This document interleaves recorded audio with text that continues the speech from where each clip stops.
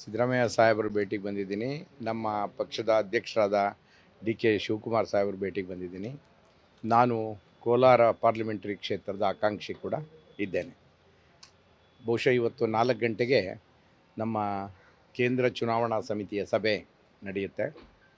ಬಹುತೇಕ ಎಲ್ಲ ಚರ್ಚೆಗಳು ಕರ್ನಾಟಕದಲ್ಲೇ ಮುಗಿದಿವೆ. ಈಗ ಅಂತಿಮ ಆಯ್ಕೆಗೆ ಮಾತ್ರ ಬಂದಿದ್ದಾರೆ. ನಾನು ಇನ್ನೂ ಆಶಾವಾದಿಯಾಗಿದ್ದೇನೆ, ನನ್ನನ್ನು ಪರಿಗಣನೆ ಮಾಡ್ತಾರೆ ಅಂತೇಳಿ.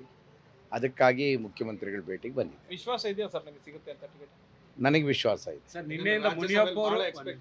ನಿನ್ನೆ ಮುನಿಯಪ್ಪ ಅವರು AICC ಅಧ್ಯಕ್ಷ ಖರ್ಗೆ ಅವರನ್ನ ಭೇಟಿಯಾಗಿ ಅವರ ಕುಟುಂಬಕ್ಕೆ ಟಿಕೆಟ್ ಕೇಳ್ತಿದ್ದಾರೆ. ಮುನಿಯಪ್ಪ ಸಾಹೇಬರು ಭಾಳ ಸೀನಿಯರ್ MP ಅವರು ಟಿಕೆಟ್ ಕೇಳ್ತಿದ್ದಾರೆ. ಪಕ್ಷ ಅವರಿಗೆ ಪರಿಗಣನೆ ಮಾಡಿ ಟಿಕೆಟ್ ಕೊಟ್ಟರೆ ನಾವೆಲ್ಲ ಕೆಲಸ ಮಾಡ್ತೀವಿ.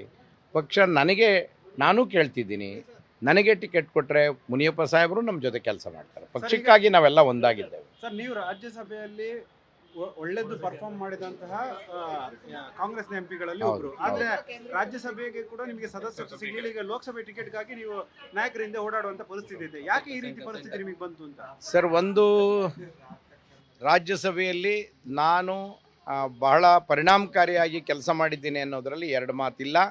ತಾವೆಲ್ಲ ನೋಡಿದ್ದೀರಿ ಮತ್ತು ರಾಜ್ಯಸಭೆಯ ರೆಕಾರ್ಡ್ ಹೇಳ್ತದೆ.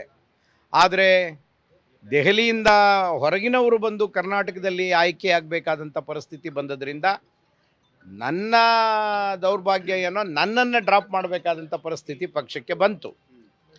ಬಹುಶಃ ಆ ಕಾರಣದಿಂದ ನಾನು ಕಂಟೆಸ್ಟ್ ಮಾಡಬೇಕಾದಂಥ ಅನಿವಾರ್ಯ ಸ್ಥಿತಿಗೆ ಬಂದಿದ್ದೇನೆ ಮತ್ತು ಕಂಟೆಸ್ಟ್ ಮಾಡಿ ಗೆಲ್ಲುವ ವಿಶ್ವಾಸ ಕೂಡ ಇದೆ.